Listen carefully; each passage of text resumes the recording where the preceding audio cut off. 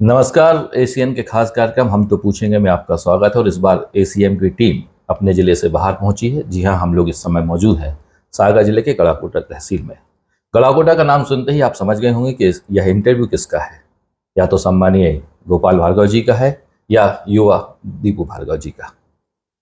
मैं आपको बता दूं कि आज हमारे साथ हमारे इस कार्यक्रम में मौजूद हैं दीपू भार्गव, जिन्हें लोग अभिषेक भार्गव के नाम से भी जानते हैं। दीपू भैया इनका पैड नेम है और अभिषेक भार्गव इनके दस्तावेजों में नाम है।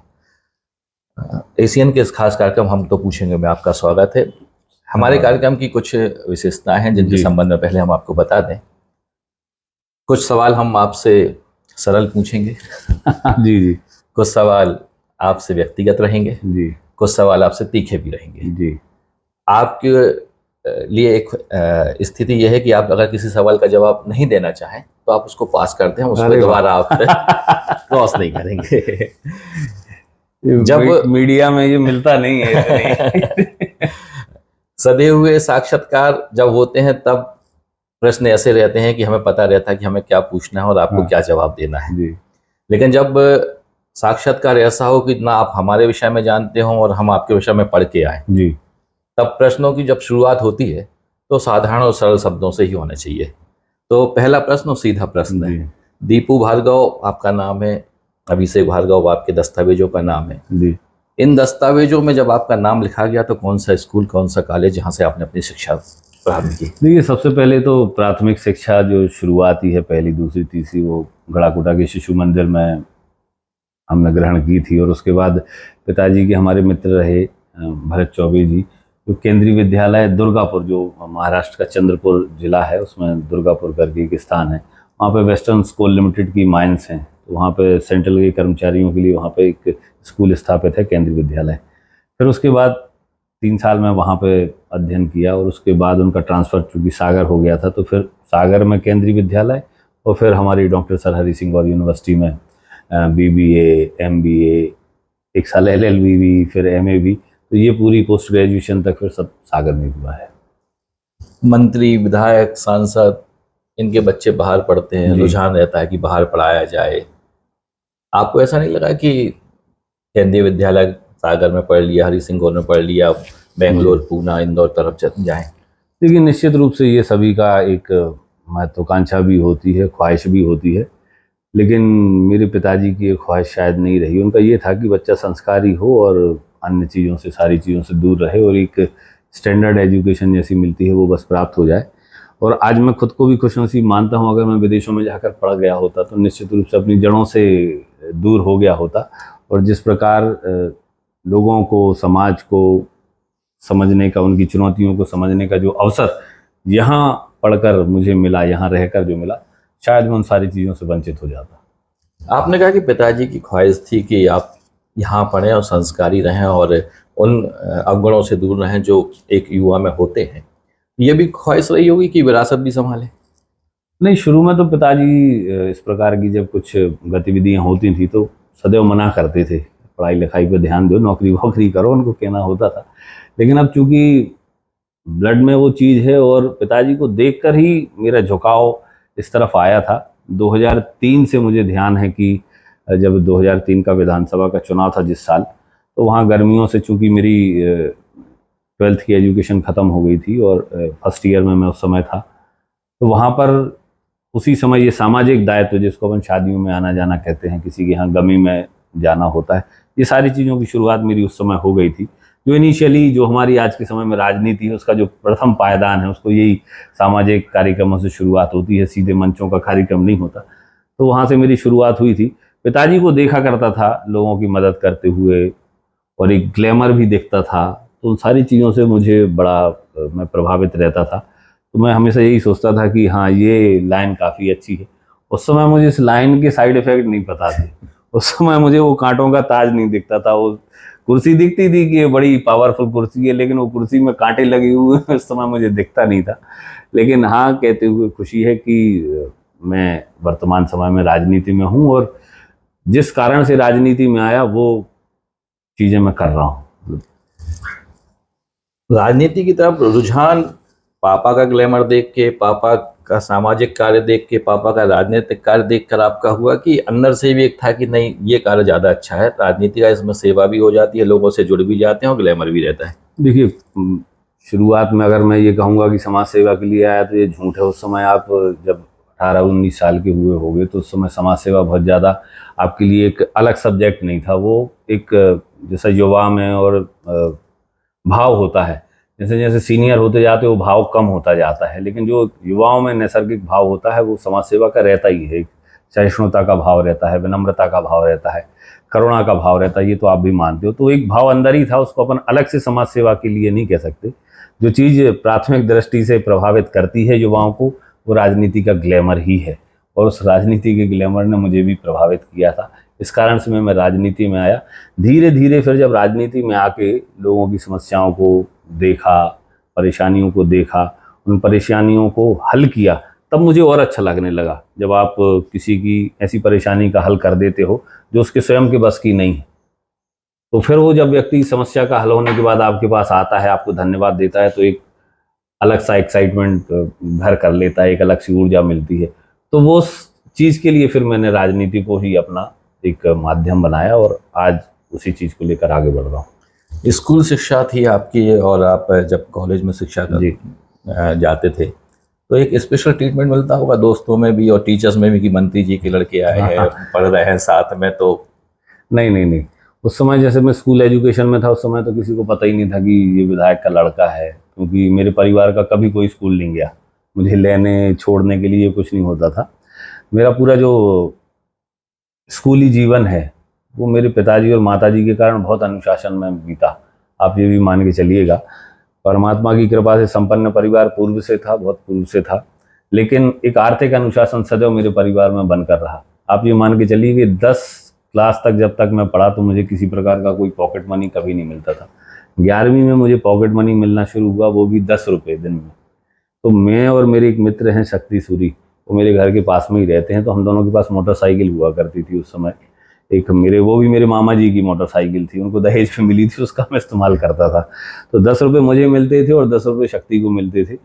तो वो मोटरसाइकिल लाकर कभी मेरे घर में रखता था, तो एक 10 रुपये से हम पेट्रोल डलवा लेते थे और एक 10 रुपये से हम समोसा खाते थे। ये हमारी जो स्कूल लाइफ है उसका वृत्तांत मैं इसलिए सुना रहा हूँ कि कोई स्पेशल ट्रीटमेंट कभी मुझे फील भी नहीं हुआ या मिला भी नहीं। ये ज़रूर है कि कॉलेज में आने के बाद, जैसा कि मैंने कहा कि 2003 से मैं राजनीति में ही थोड़ा सक्रिय हो गया था, समाज सेवा में सक्रिय हो गया था, तो निश्चित रूप से स्पेशल ट्रीटमेंट मुझे मेरे पिताजी के कारण नहीं, एक स्वयं के जो राजनीतिक या छात्र नेतापन यूँ कहें या सर्कल बड़ा होने के कारण, तो फिर वहाँ पे मुझे ऐसा लगने लगा था कि हाँ, अब अटेंशन मिलना लोगों की शुरू हो गई थी। मुझे ऐसा लगने लगा कि हाँ, मैं अब आगे बढ़ना प्रारंभ हो गया हूँ। 2003 की आपने बात की, राजनीति की। एक साक्षात्कार में हालांकि वृत्तांत नहीं सुनाए जाते, मैं भी 2001 में डॉक्टर हरि सिंह गोयल विश्वविद्यालय में पढ़ता था और आपका जन्मदिन था, और पूरे सागर में सिर्फ दीपू भार्गव के पोस्टर लगे हुए थे, जन्मदिन की शुभकामनाएं। तब जाना कि कौन है दीपू भार्गव, आपको शायद याद होगा। पूरा सागर आपके जन्मदिन की पोस्टरों से भरा पड़ा हुआ था। देखकर अच्छा लगता हुआ कि लोग पसंद करने लगे? देखिए, अब दोनों बातें मैं आपको बताता हूँ। जिस समय की आप बता रहे हो उस समय ये सारी चीज़ें प्रायोजित रहती थी। आपको अपना नाम बनाना है, आपको अपना फेम दिखाना है, आपको अपना ग्लैमर दिखाना है, तो इनिशियली ये सारी चीज़ें प्रायोजित होती थी। आप अपने माध्यम से ही होर्डिंग पोस्टर्स लगवाते हो, एडवर्टीजमेंट देते हो। बहुत ज़्यादा गैदरिंग आपके पीछे नहीं होती, क्योंकि आपने अभी तक ऐसा कोई काम नहीं किया जिससे लोग स्वतः आपको चाहें। आप मंत्री पुत्र हो, आप विधायक पुत्र हो, ये एक अलग बात है, लेकिन इन सारी चीज़ों को प्रदर्शित करने के लिए शुरू में स्वयं ही मेहनत करनी पड़ती। फिर बीच में ऐसा समय आया कि जब इन सारी चीज़ों को मैंने देखा, अनुभव बढ़ गए, इन सारी चीज़ों को मुझे बहुत ज़्यादा मायने नहीं लगे। अब जैसे कोई मुझसे होर्डिंग या बैनर पोस्टर की कहता है तो मैं ये कहता हूँ भैया उसके पैसे बचा ले, किसी गरीब की मदद कर ले, क्यों फालतू में होर्डिंगों में, एडवर्टीजमेंट में पैसा खर्च कर रहे हो। हज़ारों लाखों रुपए इन चीज़ों में लगते हैं, इससे किसी गरीब की मदद कर लो। आज मैं इस भाव में आ गया हूँ। तो उस समय और इस समय के भाव में अंतर है। वो परमात्मा की कृपा अच्छी है कि विचारों में हम परिष्कृत होते जा रहे हैं, अच्छे विचार मन में आते जा रहे हैं, अच्छे भाव मन में आते जा रहे हैं। तो उस समय जो विचार थे वही मैंने आपको बताया, और वर्तमान में जो विचार हैं वही बताए। सरल प्रश्नों में अंतिम प्रश्न, अभिषेक भार्गव, दीपू भार्गव, कब लगने लगा था कि अब दीपू भैया हुआ है? राजनीति में भैया शब्द बहुत महत्वपूर्ण है और अब आपको दीपू भैया के नाम से जाना जाता है। तो दीपू भैया आपको कब लगा कि अब लोग हमें दीपू भैया कहने लगे हैं और अब हम राजनीति के लिए तैयार हैं?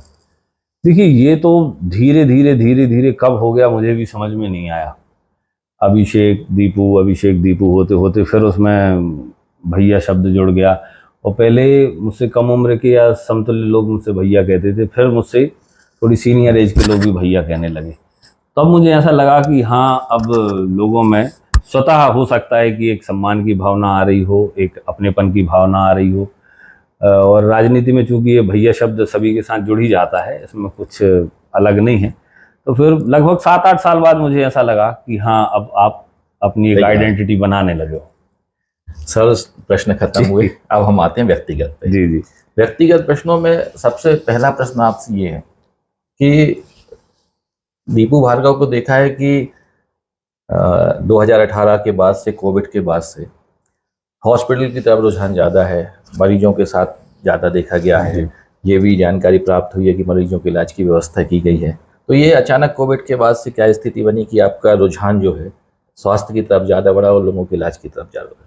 देखिए, ये हेल्थ वाला जो मामला है, ये कोविड के टाइम से ही नहीं है, ये और पहले से है। मेरे पिताजी का जो बंगला भोपाल में है, वहाँ पे मैं खुद देख रहा हूँ कि लगभग 15-17 साल से ये व्यवस्था वहाँ पर चल रही है। क्योंकि हमारा कोई परिवार का भोपाल में रहता नहीं है, अकेले पिताजी भोपाल में रहते थे। बंगले काफ़ी बड़े हैं, तो वहाँ पे सारे कमरों में हम लोगों ने इसी प्रकार की व्यवस्था कर रखी है कि क्षेत्र के लोग जाएँ, वहाँ रुकें, उनके लिए भोजन की व्यवस्था हो। तो ये लगभग 15-17 साल से ये व्यवस्था चल रही है।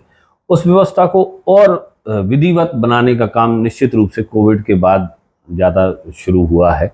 क्योंकि पहले हम लोग जो स्वयं पहुंच जाते थे तो उनके इलाज की व्यवस्था करवा देते थे। फिर हमने इसको पूरा संगठित किया। आप स्वयं परेशान मत होइए, हमने एक हेल्पलाइन शुरू की, आप हमें फ़ोन लगाइए, आप हमारे स्थान पर आ जाइए। प्रत्येक रविवार को हम यहाँ से एम्बुलेंस भेजते हैं, 1 एम्बुलेंस, 2 एम्बुलेंस, 3 एम्बुलेंस। एम्बुलेंस में मरीज, उनके परिजन साथ में जाते हैं। यहाँ से आने जाने की व्यवस्था हम करते हैं, भोपाल में रुकने की, भोजन की व्यवस्था हम करते हैं, संबंधित अस्पतालों में उनके इलाज की व्यवस्था हम करते हैं। तो ये कोरोना के बाद से ये थोड़ा हमने संगठित किया, क्योंकि आने जाने में ही लोगों को बड़ी परेशानी जाना है। ये जानकारियाँ ना हो पाने के कारण भी लोग गांव में ही पड़े रहते थे और बीमारी को अपना भाग्य मानकर गांव में ही बड़ी बेबस होकर रह जाते थे। इन सारी चीज़ों को समझा हम लोगों ने। और कोविड वाले समय में तो आपने देखा ही होगा कि जिंदगी को, मृत्यु को, रिश्तों को कितनी बारीकी से समझने का अवसर कोरोना के समय में हमें मिला। जिस चीज़ को हम ऐसे ही हवा में उड़ा दिया करते थे, वो सारी चीज़ें आपको दिख गई कि ये बड़ी कठिन चीज़ें हैं। और जिन रिश्तों पर आप लोगों को बड़ा भरोसा हुआ करता था, हम लोगों को बड़ा भरोसा हुआ करता था कि मुसीबत के समय ये लोग काम आएंगे, तो खून के रिश्ते भी उस समय लोगों के काम नहीं आए। तो एक इस पूरे सिनारियो में एक दृष्टि बदली है और खुद को बेहतर बनाने का मौका मिला है। वेदिका फाउंडेशन की भी चर्चा अभी क्षेत्र में हुई है। ये बच्चों के इलाज के लिए आपने एक वेदिका फाउंडेशन करके संस्था शुरू करने का प्रयास किया और आप कर भी रहे हैं। क्या है वेदिका फाउंडेशन और किस प्रकार से इस बच्चों को आप स्वास्थ्य लाभ देंगे? देखिए, पहले तो मैं इसकी प्रेरणा बता दूं, इसकी शुरुआत बता दूं। वेदिका फाउंडेशन, मेरी बिटिया का नाम वेदिका है और जब वो उसका जन्म हुआ था तो उसको एक जन्मजात हृदय रोग है जिसका ट्रीटमेंट चल रहा है उसका। और लगभग 1 साल की कशमकश में हम लोगों ने देखा कि जो बच्चे हृदय रोग से ग्रसित होते हैं उनके परिवारों की क्या वेदना रहती है, क्या पीड़ा रहती है। उसको जब हम लोगों ने स्वयं भोगा, उसका अनुभव किया, तब हम लोगों को समझ में आया। फिर जब अस्पताल के चक्कर लगे तो पता ही नहीं चलता था कि कौन सा डॉक्टर अच्छा है, कौन सी हॉस्पिटल अच्छी है, कैसा इलाज बच्चे का हो पाएगा, कैसे नहीं हो पाएगा, क्या आवश्यकता है, हम इसकी पूर्ति कैसे कर सकते हैं। तो ये बताने वाला, हम जैसे लोगों को भी बताने वाला वहाँ पे एकदम शॉर्ट तरीके से नहीं मिल पाता था। तो हमें ये महसूस हुआ कि जब हमारे साथ ये हो सकता है तो निश्चित रूप से जो गरीब लोग हैं, गांव के लोग हैं, जो बहुत ज़्यादा पढ़े लिखे नहीं हैं, जो बहुत ज़्यादा गांव शहरों से परिचित नहीं हैं, उनके साथ क्या होता हो। तब इस चीज़ की प्रेरणा हमें मिली कि जब हम इन सारी चीज़ों से फ्री हो जाएंगे तो निश्चित रूप से हम कुछ एक ऐसी संस्था, एक ऐसा प्लेटफॉर्म बनाएंगे कि वहाँ पर हम बच्चों को मार्गदर्शन दे सकें, उनके परिवारों को मार्गदर्शन दे सकें और उन बीमारियों का इलाज करा सकें जो हो सकती हैं, लेकिन जानकारी और अर्थ के अभाव में जो लोग नहीं करा पा रहे। तो ये प्रेरणा वहीं से मिली। आज हमने उस वेदिका फाउंडेशन की शुरुआत कर दी है और धीरे धीरे जो भी हमारे पास अभी बच्चे आते हैं, उनके परिजन आते हैं, तो उनको एक उचित मार्गदर्शन देकर अपनी टीम के साथ हम अभी भोपाल भेज रहे हैं। भोपाल में इनिशियल रूप से उनका चेकअप हो रहा है और डॉक्टर्स अभी जैसे हमने बच्चे भेजे थे तो उनका वजन कम था। डॉक्टर का कहना है कि ये वजन जैसे ही 1 किलो 2 किलो और बढ़ता है तो हम इसकी सर्जरी करेंगे। तो ये सारी चीज़ें माता पिता को बताने की होती हैं। अभी वो उनके पोषण पर ध्यान दें, थोड़ा बच्चे के स्वास्थ्य पर ध्यान दें, और फिर डॉक्टर जिस प्रकार की उनकी ऑपरेशन की सलाह देंगे या ऑपरेशन करेंगे तो वो सारी व्यवस्थाएं भी हम करेंगे। जैसा कि मैंने अभी आपको ऑफलाइन अभी अपन अनौपचारिक चर्चा कर रहे थे तब मैंने आपको बताया था, मध्य प्रदेश शासन की और केंद्र शासन की बहुत अच्छी योजना है बच्चों के हृदय रोग से संबंधित, लेकिन लोगों को जानकारी का अभाव है, लोगों को पता ही नहीं है। और जैसे ही कोई इनिशियल स्तर पर डॉक्टर कहता है कि ये तो बाहर जाके इलाज कराना पड़ेगा तो लोग उसी में चौंक जाते हैं। और उसमें मैंने आपको बताया था कि बेटा होगा तो एफर्ट मारेंगे, बिटिया होगी तो फिर भगवान की मर्जी ये सब समझ के वहीं पे रुक जाते हैं, फिर वो एफर्ट नहीं मारते। इन सारी चीज़ों को जब हमने समझा तो हम ये प्रयास कर रहे हैं कि हमारी वेदिका फाउंडेशन के माध्यम से उन परिजनों तक केवल जानकारी पहुंच जाए या उन बच्चों की जानकारी हम तक आ जाए। फिर उन्हें कुछ नहीं करना है, उन्हें केवल आना है, माता पिता को, बच्चे को, फिर सारी व्यवस्था हम लोग अपने स्तर पर करने का प्रयास करेंगे। और अभी हमने इसको अपने बुंदेलखंड स्तर पर किया है, क्योंकि अभी शुरुआत है तो इसमें कमियां हो सकती हैं, खामियां हो सकती हैं। जैसे ही हमें वो सारी कमियां पता चल जाएंगी, उन कमियों को समाप्त करके, खामियों को दुरुस्त करके हम इसको और व्यापक बनाएंगे। और निश्चित रूप से ज़्यादा बच्चे हमारे माध्यम से ठीक हो सकें, उनके चेहरे पे मुस्कान आ सके, उनका परिवार खुश हो सके, इसी बात का हम सभी लोगों का प्रयास है। दीपू भार्गव युवा हैं, बातचीत के दौरान लग रहा परिपक्व हैं और जिस दिशा में काम कर रहे हैं एक बहुत अच्छी दिशा है बच्चों के इलाज के लिए जी। लेकिन दीपू भार्गव युवा हैं, युवा दीपू भार्गव को रील बनाने का शौक है। वीआईपी रोड पर खड़े हैं दीपू भार्गव, रील के माध्यम से सोशल मीडिया पे दिखाई दे रहे हैं। 10-12 काली गाड़ियों में दीपू भार्गव निकल रहे हैं, ड्रोन से उनको कवर किया जा रहा है, जगह जगह स्वागत हो रहा है। भौकाल है, शौक है, या सोशल मीडिया पे थोड़ा बहुत दिखने के लिए इस प्रकार की रील डाली जाती है? देखिए, ये सारी चीज़ें कहीं ना कहीं इन चीज़ों से भी संबंधित होती हैं कि आपको प्रदर्शित क्या करना है। ऐसा भी नहीं है कि हम सारी चीज़ें शौक से करते हैं, कुछ चीज़ें मोटिवली भी होती हैं। कहाँ किसको पिन करके, कहाँ किसको पॉइंट करके आपको क्या प्रदर्शित करना है, क्या बताना है, कहाँ शक्ति प्रदर्शन करना है। तो हम लोगों के राजनीतिक लोग हैं, हम लोगों के साथ ये सारी चीज़ें लगी रहती हैं।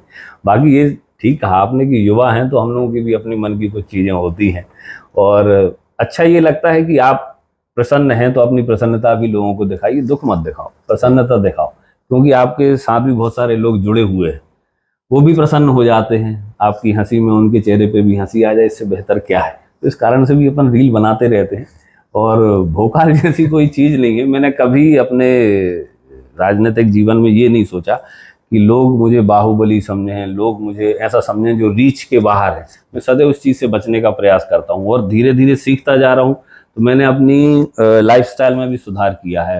मतलब जैसे मैं पहले कपड़े पहना करता था एकदम तड़क भड़क वाले, ग्लैमर वाले और एकदम टिप टॉप मैचिंग वैचिंग के, वो सारी चीज़ें मैंने बंद कर दी हैं। क्योंकि एक आम आदमी, एक गरीब आदमी इन सारी चीज़ों को देखकर चौंक जाता है। उसको ऐसा लगता है कि ये रीच से बाहर के लोग हैं, ये अपन से बड़े लोग हैं, हो सकता है हम इनके पास जाएं तो इनसे हमें अपनापन ना मिले, ये हमें उतना बड़ा ना समझे। मैंने उन सारी चीज़ों को बड़े लोगों से सीखा। जैसे हमारे शिवराज जी माननीय मुख्यमंत्री रहे हैं, मैंने अपने पिता से सीखा। तो अच्छा है कि ये आपकी बातचीत करने का तरीका और उससे पहले भी आपके कपड़े वपड़े पहनने का तरीका, ये सामान्य रखो तो लोग, सामान्य लोग भी आपको अपनी तरह समझ के मिलेंगे। तो अब मेरा यही प्रयास है कि ये जो ग्लैमर वाली लाइफ थी वो बहुत हो चुकी है। अब अपने व्यवहार से, अपनी बातों से ज़्यादा लोगों को अपना बना सकूं, अपने से जोड़ सकूं, इस बात का प्रयास है। सुना था कि दीपू भार्गव को गुस्सा नहीं आता है, लेकिन एक विधानसभा चुनाव था, चुनाव का अंतिम दिन था, प्रचार उस दिन थमने वाला था, रेहली में आपकी सभा थी और एक चेतावनी आपने दी थी कि जो विरोध में हैं वो आ जाएं, हम सहज उनको शामिल कर लेंगे, लेकिन विरोध करना है तो खुलकर करें, पीठ पीछे ना करें। और बड़ा ओजस्वी वक्तव्य आपने दिया था, शायद आपको याद होगा। उस समय की परिस्थिति वो गुस्से वाली थी कि लोग पीठ पीछे वार कर रहे थे तो फिर गुस्सा आई थी? देखिए, ये तो एक स्वभाव है मनुष्य का। आप हो, हम हो, आपको अपना विरोधी देख के उतना गुस्सा नहीं आएगी। आपको गुस्सा उस पर आएगी जिस पर आपने विश्वास किया और उसने पीठ पे खंजर घोंपने का काम किया। और सदैव से हमारे शास्त्रों में, धर्म में भी और इतिहास में भी ऐसे लोगों को कोई मान्यता कभी दी नहीं गई। विभीषण जी भगवान श्री राम के अनन्य भक्त रहे, उन्होंने काम किया भगवान के साथ रहकर, लेकिन इतिहास में उन्हें वो मान सम्मान नहीं मिला। उसका केवल और केवल एक ही कारण था कि उन्होंने अपने भाई से दगा किया। तो यही मैं उस समय भी कह रहा था कि आपको विरोध करना है, सामने विरोध करो। पीठ पीछे का जो वार होता है उसमें मेरी दुश्मनी तो ठीक है, लेकिन आप पूरे रिश्तों को भी कलंकित कर रहे हो सकता है उसमें मेरी बात तीखी हो, वाणी ज़्यादा तेज हो, समय भी दिया था कि इतने बजे तक वापस आ जाए। ये तो खैर अलग बात है। लेकिन वास्तव में आज भी आप ये मानकर चलो, चाहे आप हों, हम हों, राजनीतिक लोग हों, सामान्य लोग हों, हमेशा उस आदमी से हमें ज़्यादा चिढ़ होती है जो साथ में रहकर वार करता है, जिसको हम आस्तीन के सांप भी कह सकते हैं, जिसको हम विश्वासघाती भी कह सकते हैं। सदैव ऐसे लोगों से, मैं भी कहता हूँ कि ऐसे लोगों से बचकर चलो। ऐसे लोगों के प्रति आप अपना समय खर्च मत करो, ऐसे लोगों के प्रति आप अपना धन खर्च मत करो, ऐसे लोगों के प्रति आप अपनी भावनाएं खर्च मत करो, क्योंकि ऐसे लोग कभी किसी के नहीं होते। आपका विरोधी है, विरोध कर रहा है, वो आपके लिए सम्माननीय होना चाहिए। मेरे लिए भी मेरे विरोधी सम्माननीय है, क्योंकि वो सामने से बात करते हैं, सामने से वार करते हैं। पीछे से वार करने वाला व्यक्ति ना पूर्व में, ना आज और ना कभी भविष्य में किसी के लिए भी सम्माननीय नहीं होगा। अंतिम 2 सवाल, व्यक्तिगत सवालों की श्रृंखला यहाँ भी समाप्त करेंगे। अंतिम 2 का पहला सवाल, अगर विकास की बात होती है, चाहे आम जनमानस करे या राजनीतिक पार्टियां करें, तो मध्य प्रदेश में एक छिंदवाड़ा मॉडल कमलनाथ जी का और उसके बाद गड़ाकोटा मॉडल भार्गव जी का, गोपाल भैया का। तो ये जो विकास गड़ाकोटा में हुआ है, लोग इसकी ऐसा नहीं है कि हम आपके मुंह पे बोल रहे हैं, उदाहरण भी देते हैं कि गड़ाकोटा का विकास देखो, गड़ाकोटा का विकास देखो। तो ये कैसे संभव हुआ और ऐसा क्या आपने किया कि गड़ाकोटा मध्य प्रदेश में पहचाना जाने लगा? एक छोटी सी तहसील है, लोग नहीं जानते, लेकिन विकास के नाम पे गड़ाकोटा को जानते हैं। देखिए, 2-3 चीज़ें हैं इस विषय में। एक तो मेरे पिताजी को पर्याप्त समय मिला, पर्याप्त समय विपक्ष में भी और पर्याप्त समय वर्तमान में सत्ता पक्ष में भी। 1985 से लेकर 2003 तक वो विपक्ष में थे, विधायक थे। कई विधानसभाएं ऐसी हैं जहाँ पे एक बार जीतता है, दूसरी बार हार जाता है, लेकिन हमारे क्षेत्र की जनता ने इतना प्रेम और विश्वास दिया कि 1985 से लेकर 2003 तक लगातार विपक्ष में रहते हुए भी उन्हें जिताया और बेहतर तरीके से जिताया।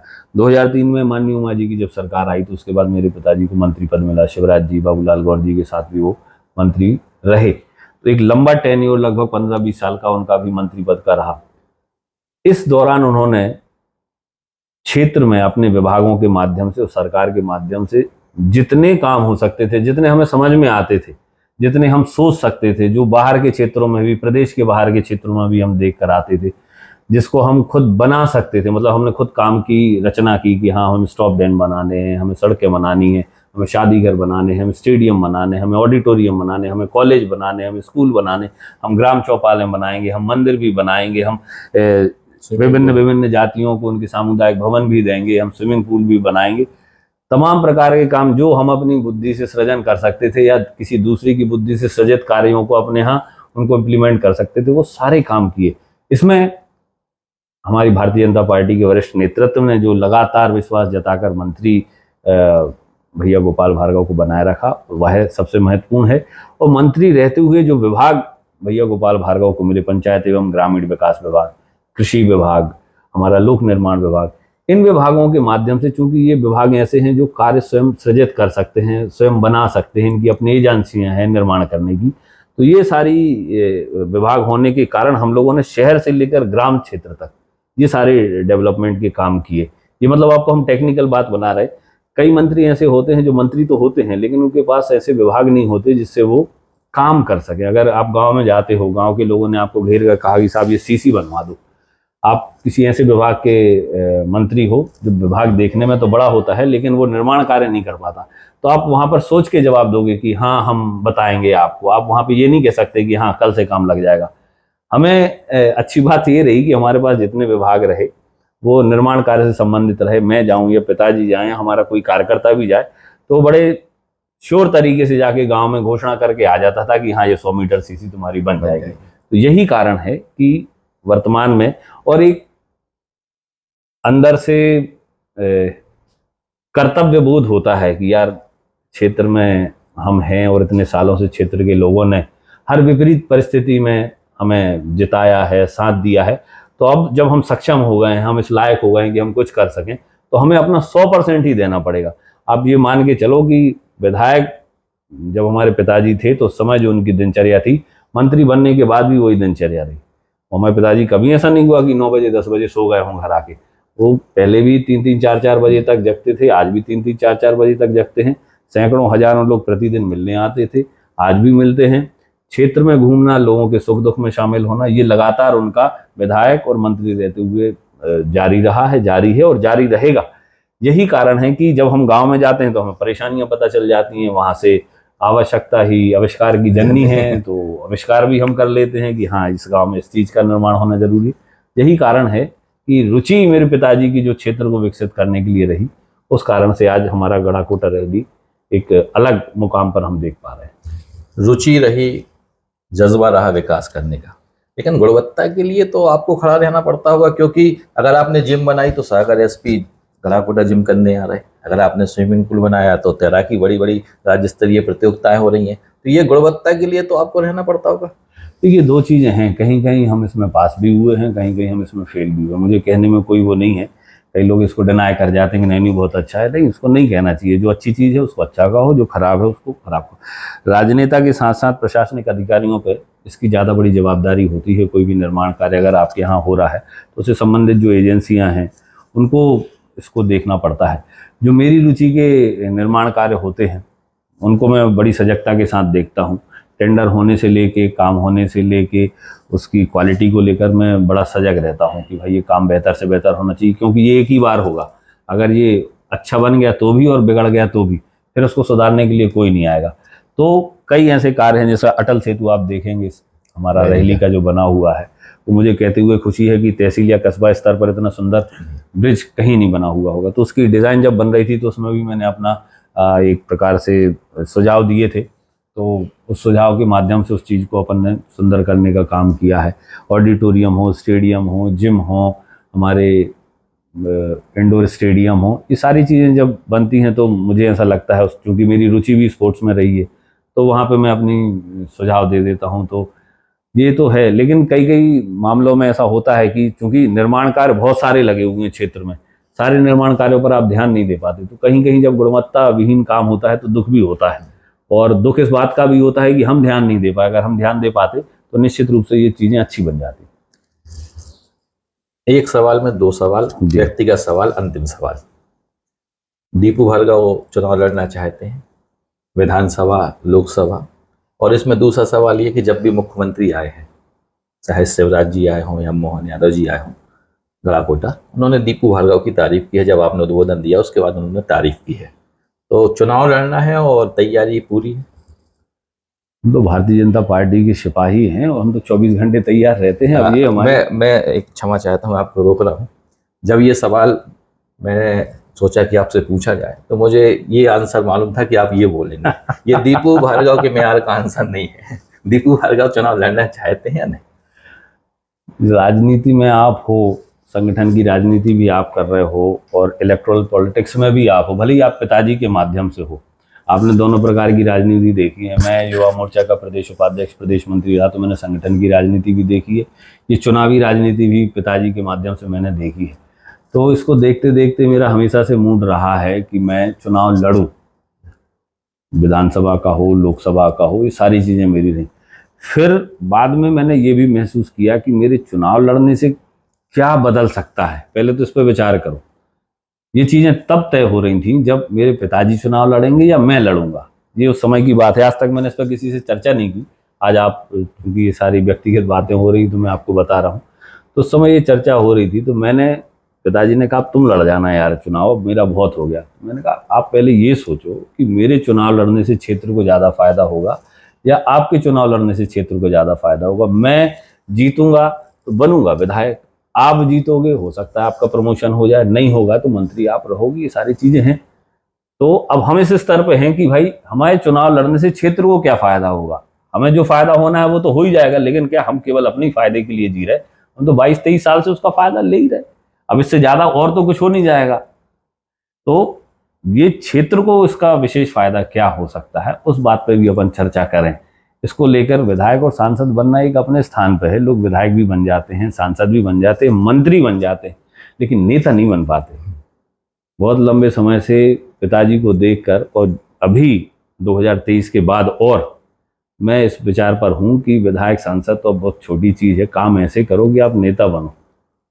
नेता वो होता है जिसके पास कोई पद ना हो, जिसकी कोई पार्टी ना हो, लेकिन फिर भी उसके पीछे हजारों लाखों लोग चलें, किसी विचारधारा को लेकर चलें, किसी मकसद को लेकर चलें, किसी लक्ष्य को लेकर चलें। तो ऐसी राजनीति करना ज़्यादा बेहतर है किसी पद के प्रति ज़्यादा लोलुप होने से। व्यक्तिगत सवाल समाप्त करते हैं, आप सीधे तीखे सवालों पर, फिर हम अपने साक्षात्कार को समाप्त करेंगे। आप चाहें तो इनको पास भी कर सकते हैं। चुनाव की बात हुई, परिवार की बात हुई। भारतीय जनता पार्टी परिवारवाद को लेकर बहुत बात करती है जी। राहुल गांधी को परिवारवाद से जोड़ती है, अखिलेश यादव को परिवारवाद से जोड़ती है, यहाँ पर बिहार में तेजस्वी यादव को परिवारवाद से जोड़ती है।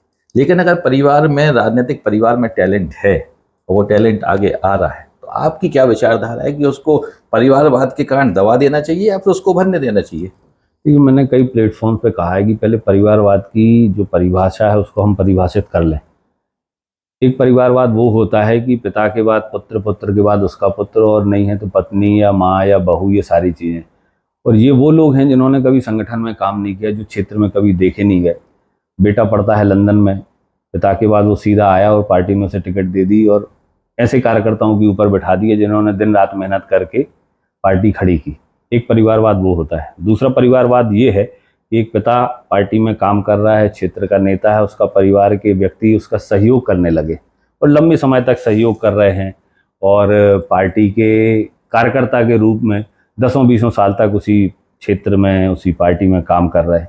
तो फिर ये धीरे धीरे ये परिवारवाद की जो बात है ये कम हो जाती है। वो परिवारवाद या नेता का बेटा नहीं, वो फिर एक कार्यकर्ता की हैसियत से वहाँ पे डेवलप हो जाता है, विकसित हो जाता है, बन जाता है।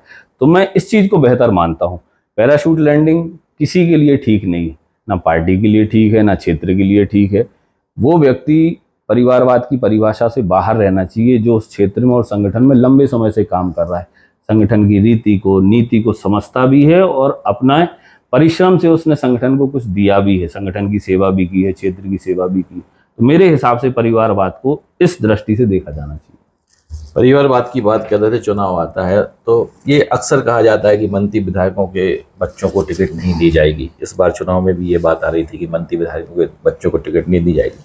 तो जो आपने बात की है कि मंत्री विधायक के अगर बच्चे लगातार संगठन में काम कर रहे हैं तो फिर उसका क्राइटेरिया जो संगठन है उसको भी समझना चाहिए और इस प्रकार के वक्तव्य से बचना चाहिए जिससे इनका मनोबल कम ना हो। जो मंत्री विधायक के बच्चे हैं लगातार काम कर रहे हैं, उनके मनोबल के लिए भी तो संगठन को कार्य करना चाहिए। देखिए, हमारी पार्टी में एक लाइन थोड़ी स्पष्ट है, कहीं कहीं थोड़ा उससे परिस्थितियों के कारण समझौता होता है, अन्यथा वो चीज़ स्पष्ट है।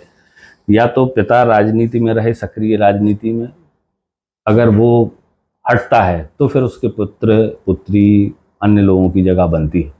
पिता भी है, पुत्र भी है, पिता भी विधायक है, पुत्र भी को भी हमने टिकट दे दिया। हमारी पार्टी इन चीज़ों से बचती है क्योंकि इसे सही नहीं मानती और मेरे हिसाब से भी ये चीज़ें कहीं से कहीं तक सही नहीं है। 10 साल पहले मैं सोचता था सही है, लेकिन 10 साल में जिन चीज़ों का अनुभव मुझे हुआ है और पार्टी के वरिष्ठ नेताओं को उनकी विचारधारा को समझा है, तो ये मैं स्वयं मानकर चलता हूँ कि ये सही नहीं। या तो पिता सक्रिय राजनीति में रहे या फिर पुत्र सक्रिय राजनीति में रहे। ऐसा भी हो सकता है कि पुत्र विधायक हो तो पार्टी संगठन का काम पिता संभाल रहे हैं, या पिता विधायक हो तो पुत्र उनके पार्टी संगठन का काम संभाल रहे हैं। ये चल जाता है, लेकिन पिता भी सांसद है, बेटा विधायक है, पिता भी विधायक है, बेटा भी विधायक। तो ये कहीं ना कहीं ऐसा लगता है कि ये जो ज़मीनी कार्यकर्ता हैं, आम कार्यकर्ता हैं, उनका हक मानने वाली बात सही है। इसको ऐसा नहीं किया जाना चाहिए। तो हमारी पार्टी इन सारी चीज़ों से बचती है। अभिषेक बच्चन बहुत बड़ा नाम उनके पिताजी का, अर्जुन तेंदुलकर बहुत बड़ा नाम उनके पिताजी का, रोहन गावस्कर बहुत बड़ा नाम उनके पिताजी का। हम प्रदेश में देखें, गोपाल भैया बहुत बड़ा नाम, जयंत भैया बहुत बड़ा नाम, दीपू भार्गव, सिद्धार्थ भैया जो दमोह में हैं। एक दबाव रहता हुआ, लोग छवि देखते होंगे कि गोपाल भैया की जो छवि है वो दीपू भैया में दिखाई दे रही है, नहीं दे रही है, तो एक प्रेशर तो रहता होगा अंदर से। ये हमारी सबसे बड़ी विडंबना है पारिवारिक लोगों की राजनीति में। हमारी तुलना हमारे विरोधियों से नहीं होती। हमें जिससे लड़ना है या जो हमारे विरोध में है, कांग्रेस के हों, अन्य पार्टी के हों, हमारी तुलना उनसे नहीं होती। हमारी तुलना स्वयं हमारे पिताजी से होती है। हमारे जो पूर्वज हैं, जो राजनीति में रहे हैं, जिनकी लेगेसी लेके हम चल रहे हैं विरासत, हमारी तुलना उनसे होगी। ये हमारे लिए बड़ी विडंबना की बात है। अब पिता से बेहतर बेटा कैसे हो सकता है? लगभग हो सकता है, लेकिन पिता से बेहतर बेटा नहीं हो सकता। और ये बेटे के लिए अपने आप में एक गौरव की बात होनी चाहिए कि पिता से बेहतर ना हो। पिता उसे कहे कि हाँ बेटा तुम अच्छे हो, तो उसके लिए गौरव की बात है। और मैं तो सदैव से अच्छी बात ये भी है कि हमें सीखने के लिए कहीं बाहर नहीं जाना। हमारे रोल मॉडल हमारे पिताजी हैं, तो हम उनको देखकर सीखते हैं। वो कैसी बात करते हैं, वो लोगों से कैसे डील करते हैं, वह कैसे भाषण देते हैं। कुछ चीज़ों में आप उनसे बेहतर हो सकते हो, भाषण में आप बेहतर हो सकते हो, लेकिन अनुभव में आप उनसे कभी बेहतर नहीं हो सकते, क्योंकि उनका एक लंबा अनुभव है।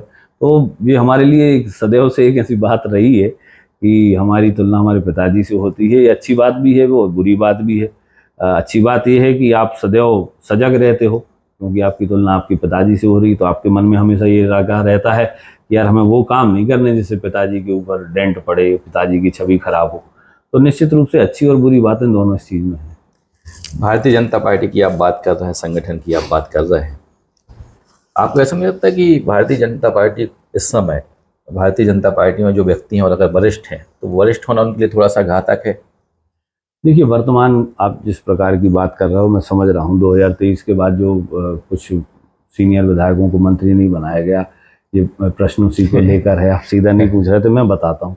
क्योंकि वर्तमान में हमारी भारतीय जनता पार्टी प्रदेश में जिस स्तर पर आई, 163-66 सीटें लेकर हम आए, ये समय ऐसा है कि जब हम आगे की 20 साल पार्टी के लिए, तो आप नए लीडर्स खड़ा नहीं कर पाओगे, कैसे भी नहीं खड़े कर पाओगे। अनुकूल परिस्थिति में आप अच्छे नए लीडर्स खड़ा करो, नए लोग खड़े करो, नए मंत्री जिन्हें एक अनुकूल परिस्थिति में समझने का मौका मिले, सीखने का मौका मिले, विभागों को कैसे डायरेक्ट करते हैं, उनका संचालन कैसे करते हैं। तो मुझे कहते हुए खुशी है कि भारतीय जनता पार्टी ने 2023 के विधानसभा चुनाव के बाद 2043 की पार्टी बनाने का कार्य शुरू किया है। 2047 का विजन जो माननीय मोदी जी कहते हैं, ये उसी का परिणाम है कि हम नए नए लोगों को इस प्रकार खड़ा कर पा रहे हैं जो आने वाली 20 साल तक पार्टी का प्रमुख चेहरा बनकर रहेंगे। हमारे सीनियर्स, जो हमारे सीनियर हैं, जो वरिष्ठ हैं, उनकी वरिष्ठता को कभी भी पार्टी ने नज़रअंदाज नहीं किया, उन्हें भी कोई असम्मान नहीं दिया। आप देखोगे कि पार्टी जब भी कार्यक्रम करती है, माननीय मुख्यमंत्री जी हों, माननीय प्रदेश अध्यक्ष जी हों, हमारे केंद्रीय नेतृत्व जब यहाँ पर आए, तो हमारे वरिष्ठ विधायकों को सबसे पहले तवज्जो मिलती है। और शासन प्रशासन में भी जब हमारे माननीय वरिष्ठ विधायक माननीय मुख्यमंत्री जी को किसी चीज़ से अवगत कराते हैं, तो अन्य लोगों से ज़्यादा तरजीह है, ज़्यादा तवज्जो और महत्व उनके सुझावों को मिलता है। दीपू भार्गव पर एक आरोप भी अभी कुछ समय पहले लगा सोशल मीडिया पे, आपने उसका खंडन भी किया किसी शासकीय भूमि के मुआवजे को लेकर। इस आरोप के विषय में दीपू भार्गव क्या कहेंगे? देखिए, निश्चित रूप से एक प्रमुख अखबार ने यह खबर उठाई थी, और मुझे कहते हुए दुख है कि उनके जो संवाददाता हैं उनको भी मिसगाइड किया गया। उन्होंने जो खबर लिखित में लगाई उसमें कोई सच्चाई नहीं थी। उन्होंने मुझ पर 1.5 करोड़ रुपए मुआवजा लेने का आरोप लगा दिया। फिर मैंने उन सारी चीज़ों को क्लियर किया कि पूर्व से मेरी जगह जो सन 2000 पहले की मेरे पास है, उसका मुझे 21 लाख रुपए मुआवजा मिला था। जिस बात का आप कह रहे हो कि इन्होंने 2011 में ज़मीन खरीदी 50 एकड़ और उस पर मुआवजा ले लिया 1.5 करोड़ रुपए, तो मात्र 3 हेक्टेयर जगह का मुझे 6,79,000 रुपये मुआवजा मिला। 6,79,000 रुपये और 1.5 करोड़।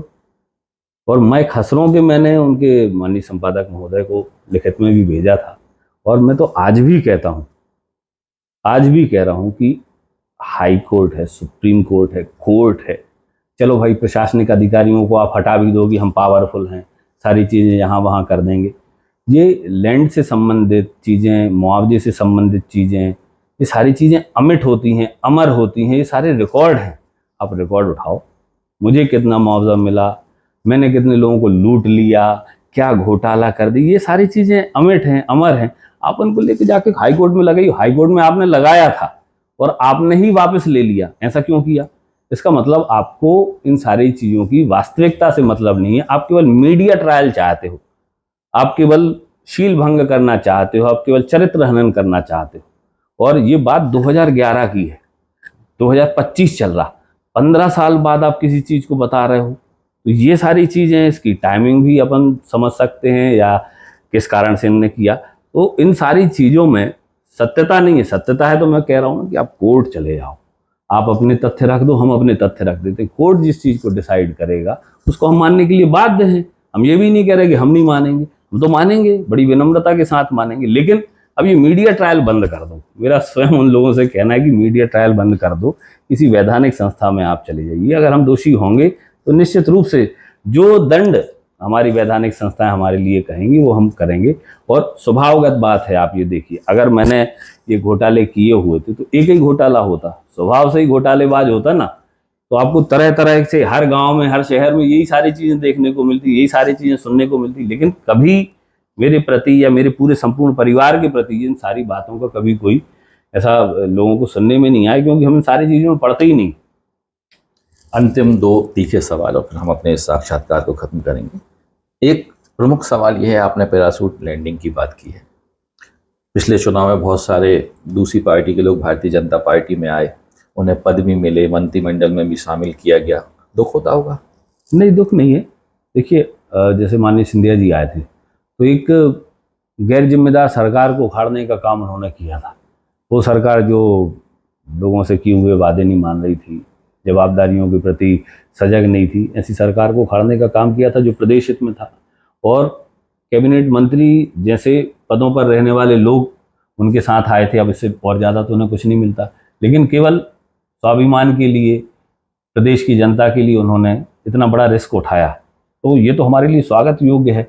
और हम तो आज भी कहते हैं कि जो राष्ट्रवादी है, जो नेशन फर्स्ट की विचारधारा को लेकर चलता है, जिसकी सोच विकास परक है, जो भारत को आगे ले जाने की सोच रखता है, चाहे वो किसी भी पार्टी का हो, उसका हमारी पार्टी में स्वागत है। और ऐसे सदैव सभी अच्छी विचारधारा के लोगों को हम गले लगाने के लिए तत्पर हैं। इसमें कोई दुख की बात नहीं है। आपका कुनबा बेहतर हो, आपके परिवार में ज़्यादा बुद्धिजीवी लोग आएँ, आपके परिवार में बेहतर लोग आएँ, इससे अच्छी बात और क्या हो सकती है। कार्यकर्ताओं में हताशा होती होगी। दीपू भार्गव को मंत्री बनते हुए देखना चाहते हैं, सांसद बनना देखना चाहते हैं, विधायक, और उसी समय कोई पैराशूट लैंडिंग से आ जाए दूसरी पार्टी का और वो उसी क्षेत्र का मंत्री, विधायक, सांसद बन जाए, तो कार्यकर्ताओं में तो निराशा होती होगी, चर्चा होती होगी कि भैया हम संगठन में इतने साल से काम कर रहे हैं। और निश्चित रूप से आपका ये कहना बिल्कुल सही है। जब ये एक प्रकार से आम कार्यकर्ता के लिए जो अपने शहर में, अपने वार्ड में भारतीय जनता पार्टी के लिए काम कर रहा है, वो राष्ट्रीय या प्रादेशिक लेवल की राजनीति नहीं समझता, नहीं जानता, तो ये इस प्रकार की घटनाएं उसके लिए एकदम अप्रत्याशित हो जाती हैं। उसको ऐसा लगता है कि यार अभी अपन इनके खिलाफ खड़े थे, अभी अपन इनके खिलाफ लड़ रहे थे, अब इन्हें हमें भाई साहब कहना पड़ेगा, अब हमें इन्हें हार फूल माला पहनानी पड़ेगी, तो हम क्या करेंगे। तब ऐसे में हमारा जो संगठन होता है तब उनको समझाता है, वास्तविकता से परिचय कराता है, तो फिर उसके हृदय के भाव परिवर्तित होते हैं। ये एक आम कार्यकर्ता का भाव तो आपने बता दिया, इसमें कुछ गलती नहीं है, कुछ गलत नहीं है, एकदम सटीक बात बताई। एकदम से वो अप्रत्याशित चीज़ जब उस कार्यकर्ता के साथ घटित होती है तो वो भी भौचक्का रह जाता है। लेकिन समय के साथ धीरे धीरे जब उसे वास्तविकता का पता चलता है, भारतीय जनता पार्टी की बेहतरी का पता चलता है, प्रदेश और क्षेत्र की बेहतरी का पता चलता है, तो वो फिर प्रसन्न होकर भारतीय जनता पार्टी के काम में जुट जाता है। हाँ, यहाँ हम अपने सभी सवालों को समाप्त करते हैं और एक अंतिम सवाल जो कि आम जनमानस से जुड़ा हुआ है।